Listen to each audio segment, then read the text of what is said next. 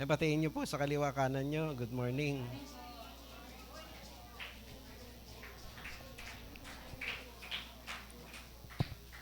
Ayan.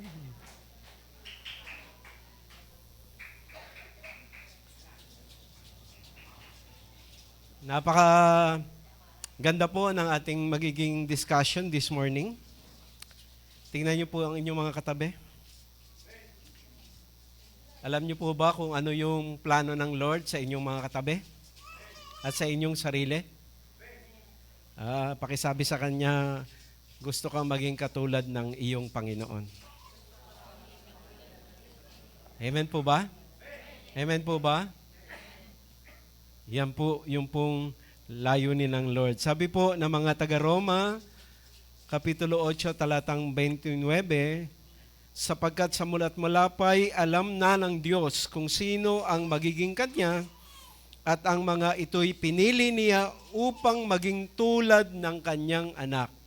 Amen? Amen? Kalooban po ng Diyos na tayo po'y maging katulad ng ating Panginoon. Sa gayon, ang anak ang naging panganay sa lahat ng maraming magkakapatid. So ang ating paksa, to become like Christ, kasi ito po yung God's ultimate plan for all Christians. So what is our part in the fulfillment of God's ultimate plan for our lives? Ano po ba yung ating bahagi? Doon po sa layunin ni Lord, yung taluktok ng layunin ng Lord sa bawat isa sa atin na maging katulad ng ating Panginoon. Ano po yung ating pong bahagi po doon? Mayroon po akong 3 bagay na gustong sabihin. Hindi ko na po babanggitin itong aking isinulat na introduction. Ang 3 bagay na yon ay ito. Una, bakit po tayo pinapupunta ng Lord sa mga pagtitipon? Bakit ikaw at ako ay pinapupunta ng Lord sa mga pagtitipon? Gusto kong malaman ng bawat isa na tanungin niyo po ang inyong mga katabi, ikaw ba ay anak ni Lord? Di ba, paano po ba tayo nagiging anak ni Lord? Di ba, tinatanggap natin si Jesus bilang Lord and Savior. So pag tinanggap natin siya bilang Lord and Savior, yung pagtitipon at ang pinakapangunahin sa pagtitipon na ito pong araw ng Sunday, mga kapatid, ang pagtitipon na yon ay pagtitipon ng mga anak ng Diyos. Tingnan niyo po inyong katabi. Tayo po ay nagtitipon ng Sunday, hindi po para magpa-check ng attendance sa ating mga ushers. Hindi po para magpakita sa ating pong mga mahal sa buhay na tayo'y umattend at sinunod natin yung kaniyang advice sa atin. Hindi po tayo narito para po, mga kapatid, mag-encourage lang ng bawat isa. Bagamat napakalaking encouragement po na tayo po ay narito.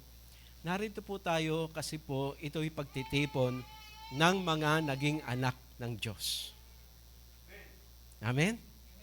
Anak ba tayo ng Diyos? So, ibig sabihin, yun ang dahilan kaya tayo narito.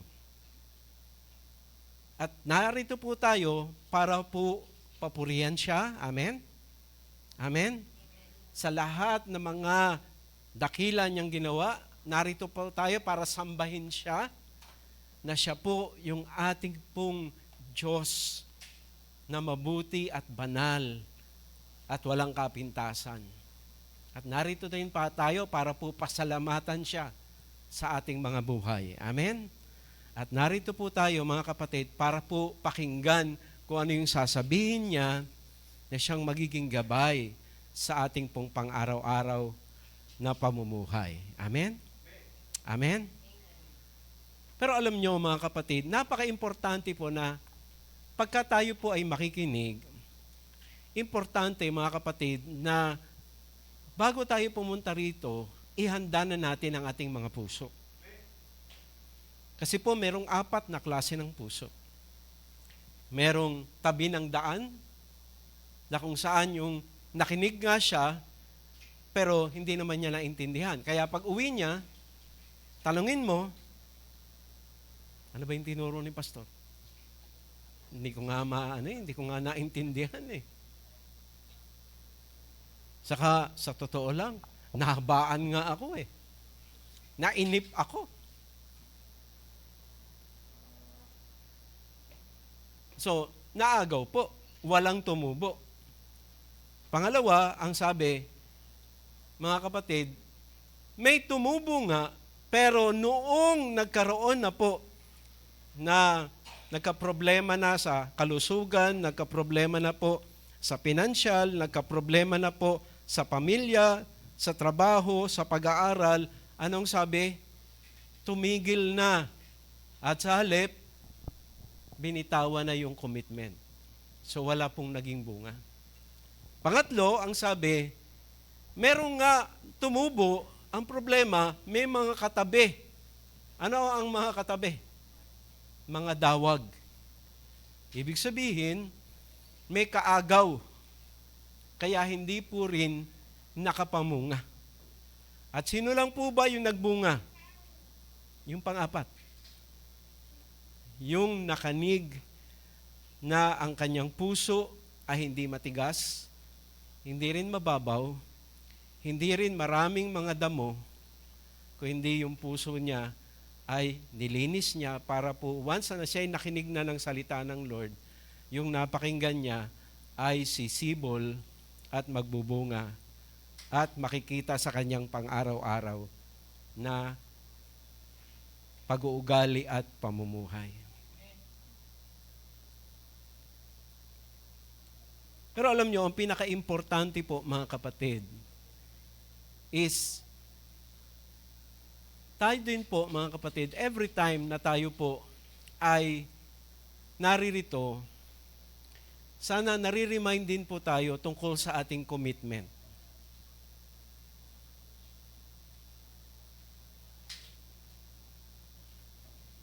Ngayong umaga po, tayo po ay may mapapakinggan at ang ating papakinggan ay, ang plano pala ng Lord sa akin, maging katulad ako ng kanyang anak. So, ano ang aking gagawin doon sa sasabihin niya sa akin? Kukunin ko ba yon at ilalagay ko lang sa isang parte ng aking kwarto? O kukunin ko yon at ako ay magpapasya na, ay, gagawin ko yan. O kukunin ko yon at sasabihin ko, kahit ano ang aking daanan at maranasan, kailangan matupad yung nais ng Lord sa aking buhay. So kaya po mga kapatid, importante po na ikaw at ako ay talagang hindi lang po makikinig, hindi lang po mga kapatid matutuwa, hindi lang po sasaya, kundi higit sa lahat, ang tanong ay, matapos mo yung mapakinggan, ano ang iyong desisyon? So pakinggan po natin mga kapatid. Dahil kasi mga kapatid, kapag ang iyong desisyon ay, yan ang akin ng magiging commitment sa buhay, ibig sabihin mga kapatid, si Jesus na yung all in all sa buhay mo. Amen? Siya na yung all in all. Hindi lang siya part, kundi siya na, kapatid, ang magiging buhay mo. Kaya, ano po yung part natin sa responsibility po natin doon sa ultimate plan ng Lord? Okay? Una, dahil nais ng Diyos na makatulad tayo ng ating Panginoon, importante po ang knowing Christ. Kaya pala nasa Bible yon. Sabi po ng taga Pilipos chapter 3 verse 10, ang tanging hangarin ko ngayon ay lubusang makilala si Kristo, maranasan ang kapangyarihan ng kanyang muling pagkabuhay, makibahagi sa kanyang mga paghihirap, at maging katulad niya sa kanyang kamatayan. Kung titignan po natin mga kapatid, tayo po, ang gusto lang natin maranasan, yung kanyang power. Amen? Pag nag-pray tayo, may answer.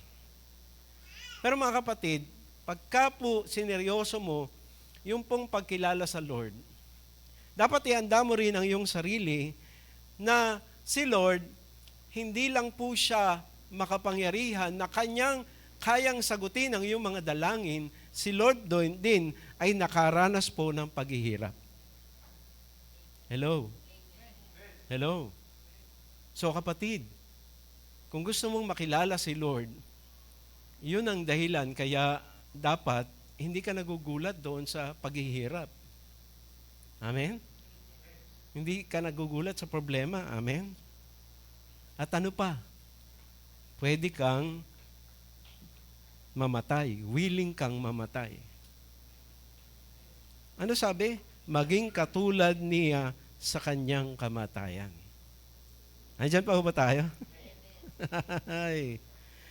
Mahalaga po sa pagbabago, mga kapatid, yung pong maranasan natin ang kapangyarihan ng muling pagkabuhay ng Lord. Yan po yung sabi po ng mga taga-Roma sa 6:4, sa makatuwid, tayo namatay na at nailibing na kasama niya sa pamagitan ng bautismo upang kung paanong binuhay muli si Kristo sa pamagitan ng dakilang kapangyarihan ng Ama, tayo rin ay magkaroon ng panibagong buhay. Amen? Amen? Amen? Amen? Ibig sabihin, mga kapatid, yung bagay na kung saan ay hindi mo mabitaw-bitawan, yung bagay na hindi mo maisuko-suko, yung ugali, kapatid, at yung pamamaraan at sistema sa buhay, kapatid, kung yan ay gugustuhin mo, may kapangyarihan si Lord na nasa sayo na para yung transformation ay maging buhay sa bawat isa sa atin. Mainggiting ka, kaya kang baguhin ni Lord. Mapanigbuhuguin ka, kaya baguhin ni Lord. Kapatid, may sapat siyang power. At yung power na yun, nasa yun na. Para yung buhay na sinasabi po dito ay maranasan mo. Pero mo, tayo rin ay magkaroon ng panibagong buhay. Kaya tayo po, mga kapatid, mas wine-welcome po natin, hindi yung number 7 na perfect, kundi yung number 8. Alam niyo po ba ibig sabihin ng number 8?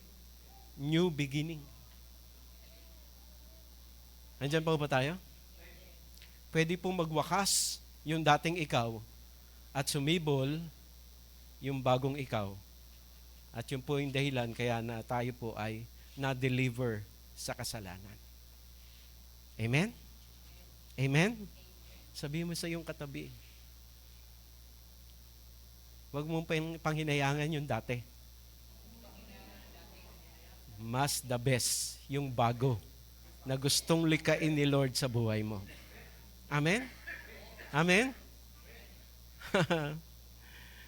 Pangalawa po na ating gustong sabihin, makibahagi sa kanyang paghihirap, alam niyo po ba mga kapatid na mahalaga po para di tayo nagugulat sa ating mga nararanasan, yung makibahagi tayo sa kanyang mga paghihirap. Sabi po ng unang Pedro, chapter 4, verse 12, mga minamahal, huwag na kayong magtaka sa mabibigat na pagsubok na inyong dinaranas na para bang ito'y di pangkaraniwan.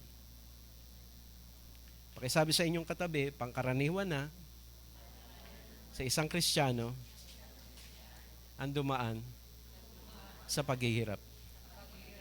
Hindi niyo ba napansin, mga kapatid, na kapag ang isang tao po ay lumalapit kay Lord, binabato siya ng napakaraming paghihirap ng kaaway.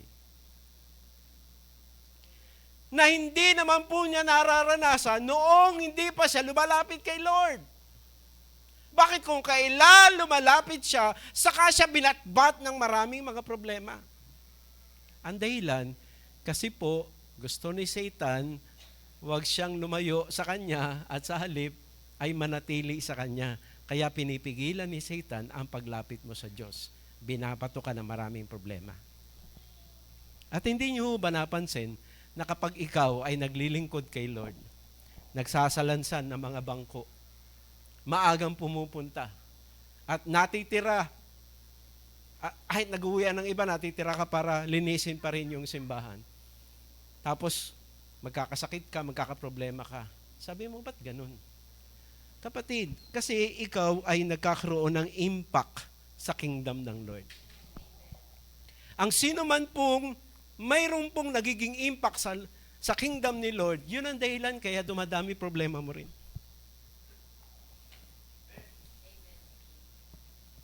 Pero tandaan nyo mga kapatid, hindi tayo dapat nagugulat. Why? Kasi pinipigilan lang tayo ng kaaway. Pero ang tanong, bakit pinapaintulutan ng Lord? Kasi kapatid, bahagi yun. Kasi kung si Jesus na Panginoon mo, na magiging katulad mo ay dumaan doon, hindi pwedeng hindi ka rin dadaan. Amen? Amen? Amen? Amen? Padadaanin ka. Kasi mga kapatid, hindi magiging malalim ang pagkakilala mo sa Lord mo kung hindi mo dadaanan yung mga pinagdaanan niya. Nakikilala natin ang isang tao, hindi po pag tinignan lang natin siya, kundi pag inalam natin kung ano yung dinaanan niya, pero eto pa rin ang resulta. At sasabihin mo, praise the Lord. Amen? Amen? Kaya wag po tayong tumingin doon sa maganda yung makeup, maganda yung health. Wag tayong tumingin doon. Kasi minsan, mga kapatid, yung naghahanap na magaang na buhay, hindi po sila lumalalim sa pagkakilala nila kay Lord. Pero yung dumaan po, kilala natin si Pastora, ano yung dinaanan niya. Kaya pagka po nag-pray na siya, kilala niya yung nilalapitan niya. Bakit? Tumaan din siya sa dinaanan nung nilalapitan niya. Kaya ako, mga kapatid, kahit po hindi ko na sinasabi sa inyo kung ano yung mga pinagdaraanan ko. Pero sinasabi ko kay Lord, Lord, thank you. It's a privilege. Nandiyan pa ba tayo? It's a privilege, kapatid. Kung ano man yung naranasan mo na hirap, pribileyo yan. Kasi way yan para makilala mo si Jesus ng mas malalim.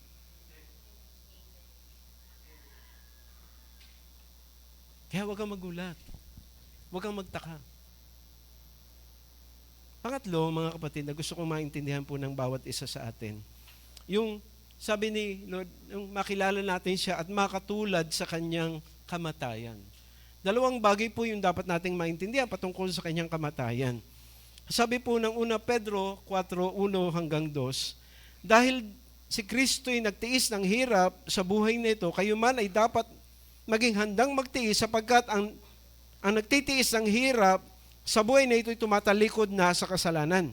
Kaya nga mula ngayon ay mamuhay na tayong sumusunod sa kalooban ng Diyos at hindi na sa nasa ng laman.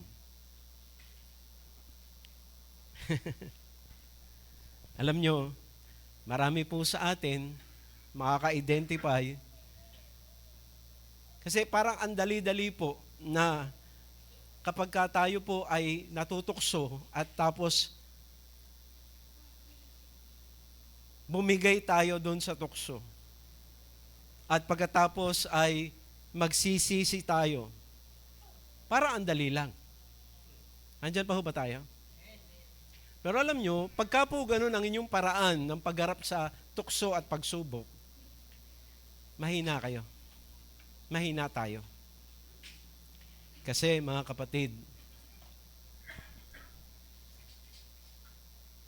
yung matatag ang kalooban, kahit ano po yung ibato mo sa kanya, kinakaya niya. Pero yung iba na talagang, bale, bibitaw na lang ako dito. Tapos, total, mabait naman Lord, magsusorry na lang ako sa kanya. Mga kapatid, hindi po tayo nagpapakatatag. Hindi tayo nagpapakatibay. Nagbibuild po tayo ng isang mahina at hindi strong na buhay. Kaya ang sabi dito, yung makatulad natin siya sa kanyang kamatayan ay yung kung siya'y namatay sa kasalanan, tayo rin kailangan. Di ba? Ano pong sabi? May nasa ang laman, may nasa po yung, di ba, yung pita ng mata, pita ng laman, at yung kapalaluan ng buhay. Nasa po yun. Pag nanasa. Kailangan po, mga kapatid, pakisabi sa inyong katabi, kailangan tayong magnais at tayo'y mamatay na doon. Amen? Alam nyo, kasi sabi po ng 1 John, kapag ka po patuloy tayong nagnanasa, hindi natin namamahal ang Ama. Do not love the world, nor the things that are in the world. For all that is in the world, the lust of the flesh, the lust of the eyes, and the boastful pride of life, is not of the Father, but is of the world. Sabi niya, the things of this world is passing away, but he who doeth the will of God, di ba, he who doeth the will of God, yung nagmamahal sa akin, sinusunod yung aking kalooban, he doeth the will of God will live forever. So kung tayo, mga kapatid, tinanggap na natin si Lord, pero hindi natin mabitawan yung mga bagay ng pinagnanasaan pa sa bagay ng mundong ito, kapatid, ibig sabihin nun, darating ang time, pupunta na tayo ng promised land, pero hindi tayo makakapasok. Kaya po may Mrs. Lot para paalalahanan tayo. Nakaligtas na nga pero naging haliging asin pa. Why? Kasi yung puso nandun pa rin. Amen? Kailangan nating bitawan. Sabi nga po ng Luke 9:24, ang naghahangad na maligtas ang kanyang buhay ay mawawalan nito, ngunit ang mawawalan ng kanyang buhay, alang-alang sa akin, ay magkakamit nito. Alam nyo, darating ang time, mga kapatid, at hindi na ho yun malayo, sa ibang lugar nangyayari na. Kung nabalitaan nyo po yun sa Nigeria, pinapatay po yung mga Christians. Tayo dito, salamat, ganun pa, pero time will come, mga kapatid, pag dumating na po yung Antikristo, mga kapatid,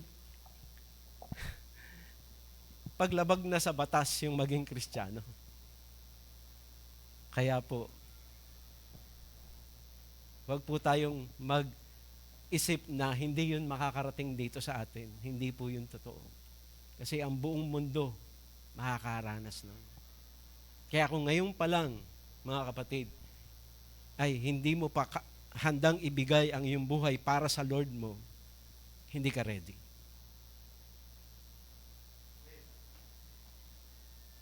Alam nyo, may nagsabi nga yung buhay,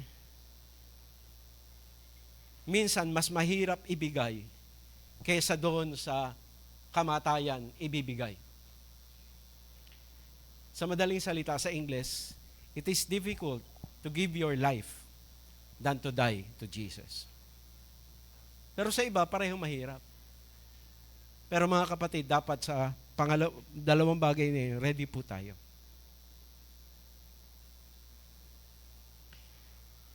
Kaya alam nyo,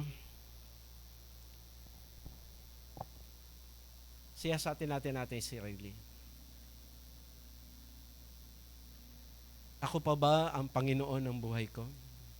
Ang sinusunod ko pa rin ba yung sarili ko? Kasi ang sabi rito, yung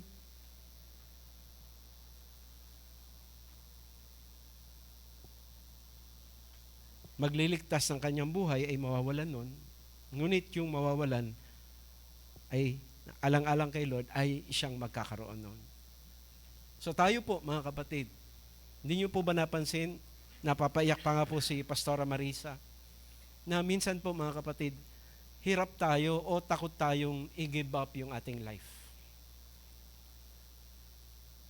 Yung panonood natin ng TV, yung ating pong mga pamamasyal, yung pong ating mga na may gawain ng Lord, may mga pinapagawa na sa iyo ang Lord na kailangan mo nang isuko o bitawan, pero hindi mo mabitawan yung sarili mo pa rin. Mga kapatid, pag-pray natin yun. Kasi ang minimaintain niya yung buhay niya, mawawala yun. Pero yung binibitawan niya, yung kalooban niya at kagustuhan niya, para lang sa kagustuhan ni Lord, yun yung magkakaroon. Kaya po, this morning mga kapatid, di na po natin pakakahabain. Ang layunin ng Diyos ay ikaw at ako ay maging katulad ni Kristo. Kaya mga kapatid, pag-aralan po natin. Una, kailangan nating makilala siya. Tanging hangarin ko ngayon ay lubusang makilala si Kristo, maranasan ang kapangyarihan ng kanyang muling pagkabuhay, makibahagi sa kanyang mga paghihirap, at maging katulad niya sa kanyang kamatayan.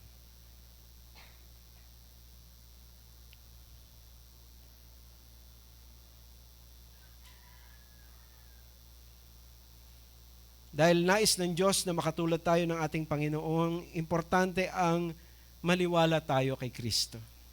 Sabi po ng John 14:1, huwag na kayong mabalisa, sumampalataya kayo sa Diyos, sumampalataya din kayo sa akin. Kasama sa paniniwalaan natin sa ating Panginoon ang kanyang mga pangako. Sabi po ng John 14:27, kapayapaan ang iniiwan ko sa inyo. Ang aking kapayapaan ang ibinibigay ko sa inyo.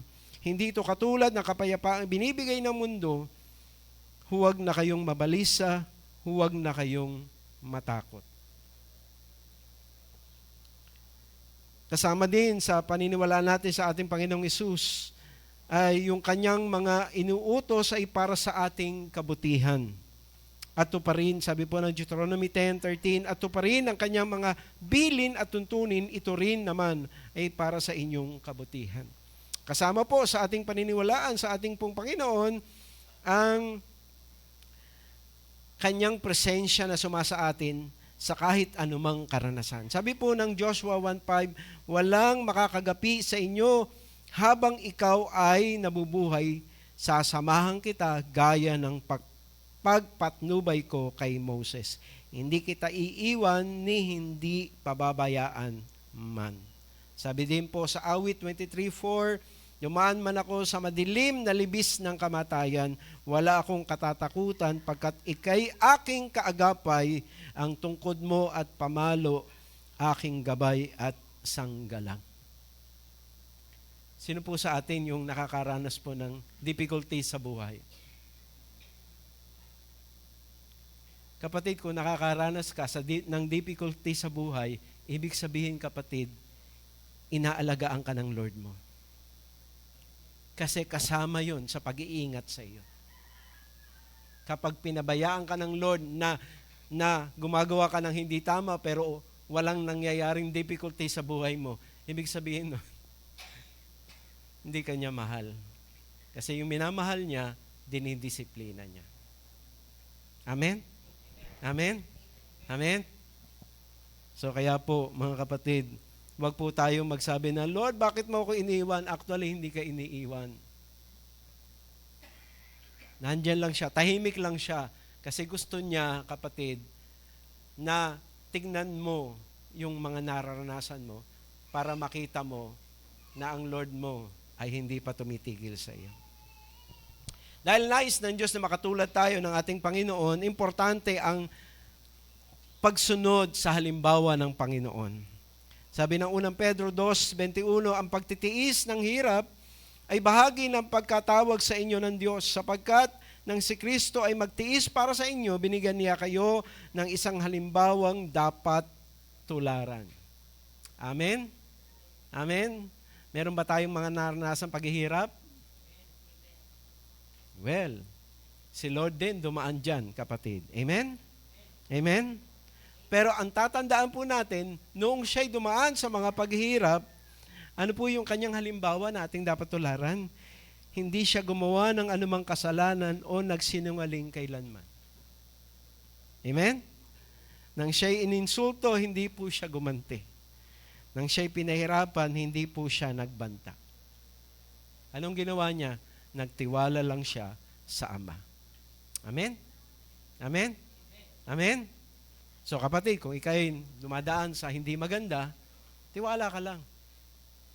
Kasama mo ang Lord mo, na pastol mo. At pang-apat, panghuli, dahil nais ng Diyos na makatulad tayo ng ating Panginoon, importante ang panatilihin nating ang ating paningin ay nasa ating Panginoon.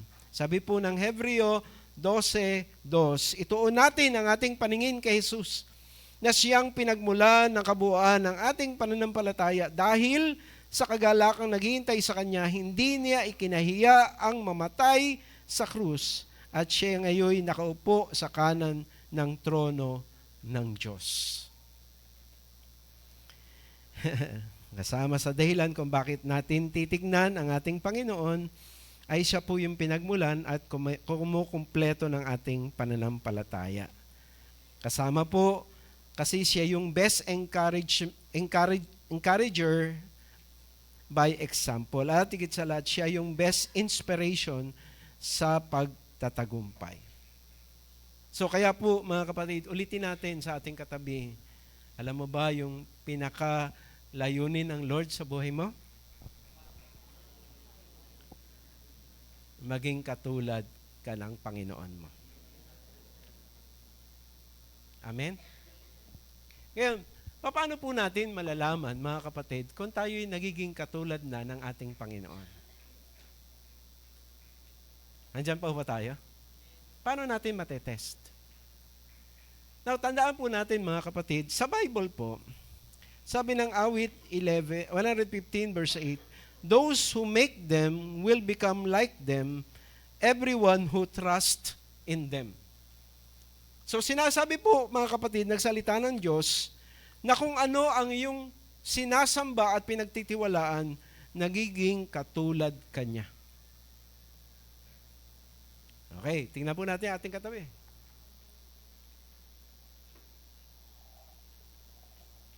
Natandaan niyo po, ang pagkatulad ay hindi po itsura. Amen? Ugali po, pamumuhay, paniniwala, pangangatwiran.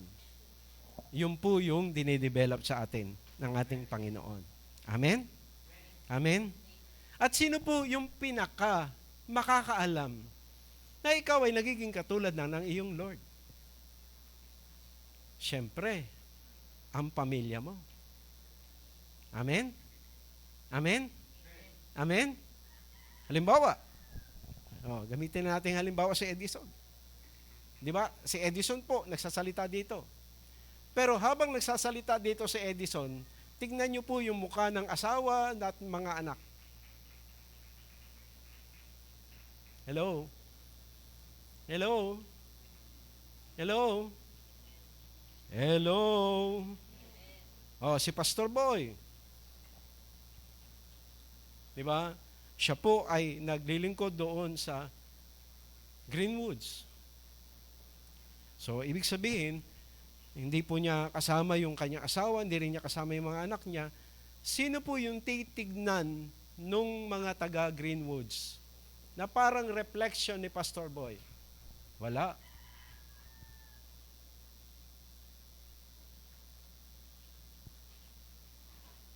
Wala ba? Meron. Andyan pa ho ba tayo? Pastor, wala namang kasama. Yun nga walang kasama. So, it's a reflection kung sino si Pastor Boy. Hello? Hello?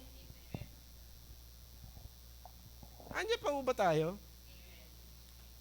Mga kapatid, nasasalamin tayo.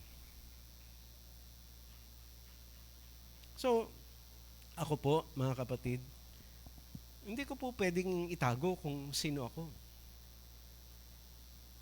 Nakikita yan. Una nila, nung madalas dito, nila Nen, nila Malu, yan. Nakita din ako nung mga nakakasalamuha ko. Nakikita ako nung mga pinupuntahan ko sa outreach. Nakita nila ako. Pero ano ang pinakasalamin nila, mga kapatid? Siyempre, yung tinuturo ko. Bakit? Yung tinuturo ko, titignan nila yun sa akin. Halimbawa, nagturo ako na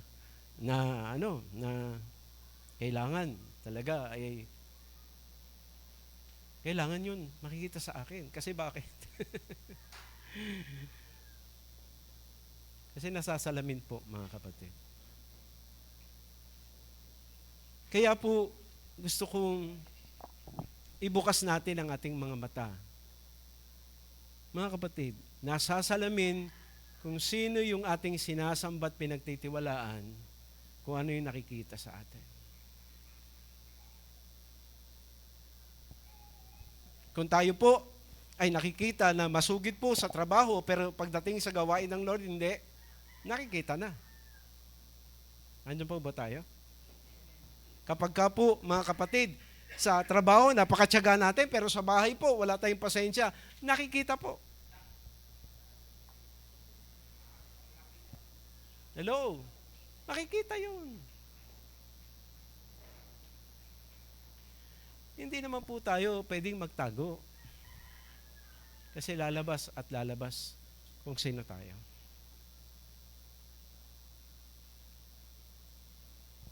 Pag may nagkamali, pag may nagkulang, yan. Pagka po tayo ay nananaway at naggagabay, nakikita po yun. Kaya tulungan tayo ng Lord kasi nare-reflect ho kung sino yung wino-worship natin na tinatrust sa kung ano yung nakikita po sa atin. We become like them. Pangalawa, mga kapatid, we are known by our priorities in life. Sabi po ng Matthew 6:33, but seek first His kingdom and His righteousness, and all these things will be added to you. Amen? Amen? Pag magpapasya ka, kapatid, ano inuuna mo i-consider?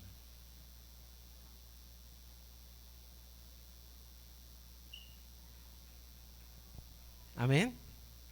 Amen? Pagka magbibehave ka na, ano yung mas importante na ikikilos mo? Kasi mga kapatid, doon nakikita kung inuuna mo yung kaharian ng Lord sa decision mo. Ay, sayang, meron pa namang ano sa Baguio. Kahit na may konting bayad, iba pa rin syempre nagpunta ng Baguio. Ay, kaya lang, may Sunday eh. Hindi na lang ako sasama. Hello? Hello? Hello? Now tignan nyo mga kapatid. Nag-Holy Week. May gawain ng mga youth. Sino yung pumunta? May gawain ng prayer meeting. Sino yung pumunta? Now, hindi ko po tinatawaran na meron po kayong karapatan na pumunta ng probinsya o mamasyal o kaya ay gawin po ninyo ano. Ang tanong ko lang po, sa inyo po bang mga pagpapasya, ano yung prioridad nyo? Yung sarili nyo po ba o yung kingdom ni Lord?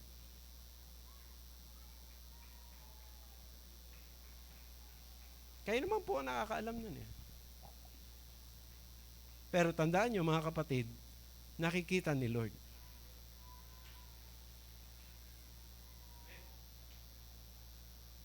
Kapag ka ba kayo ay nasa gawain, natutulog kayo? O naiinip kayo? Pero po, pagka po kayo ay nasa pasyalan, ang saya-saya ninyo kahit 4 na oras na, hindi nyo namalayan yung oras. Pero sa simbahan, 1 oras, 2 oras, inip na inip kayo. Nasaan yung priority nyo?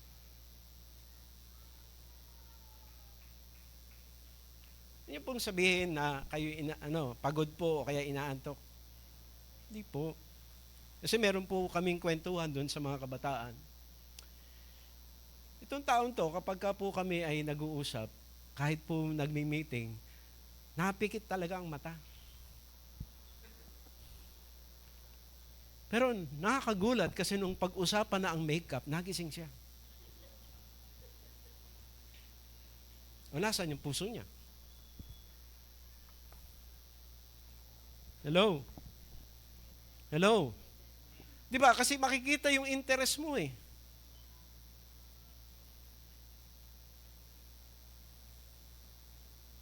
Nakaka-attend nga tayo ng concert na mahaba eh. Bakit sa praise and worship? Di ba? Di ba may mga concert na inaano yung mic? Tapos kumakanta yung mga tao, di ba? Hello? Di ba? Ginaganyan yung mic eh. Eh bakit sa simbahan di ka makakanta? Pero sa concert, kumakanta ka. Sumasayaw ka pa nga eh. At nakataas pa yung kamay mo.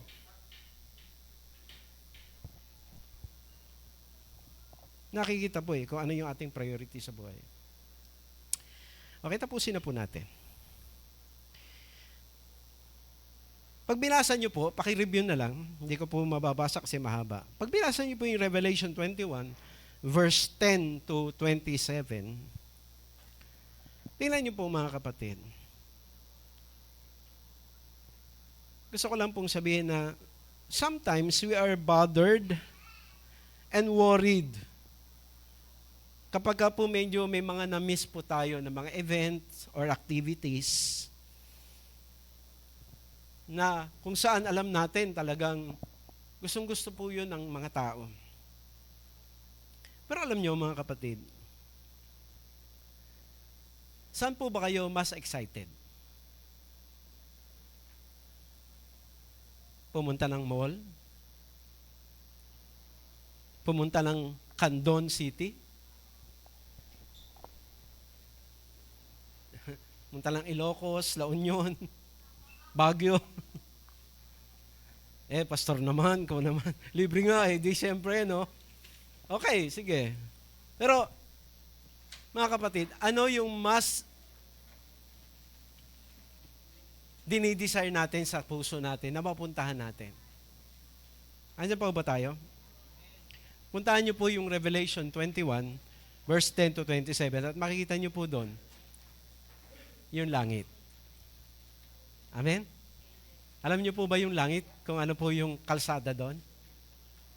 Hello? Ano kalsada doon? Ginto. Ano ang mga gate? Perlas. Meron po ba dong meron po ba dong gabi? Wala. At saka sabi doon, yung pumupunta doon, pinapawi po yung iyak at sakit. Amen? Amen? Pero hindi po tayo pupunta doon at magpapatiwakal. Hindi ka makakarating doon. Kasi wala makakarating doon ng pagtiwakal. Amen? Amen? Ang makakarating doon, yung pinagtagumpayan niya, yung mga dahilan, kaya gusto niya magpatiwakal. Amen? Amen? So pag pinagtagumpayan mo yun, mabilis yung punta mo doon. Pero, pagka dinaan mo sa, hindi ka makakarating doon. Amen? Amen?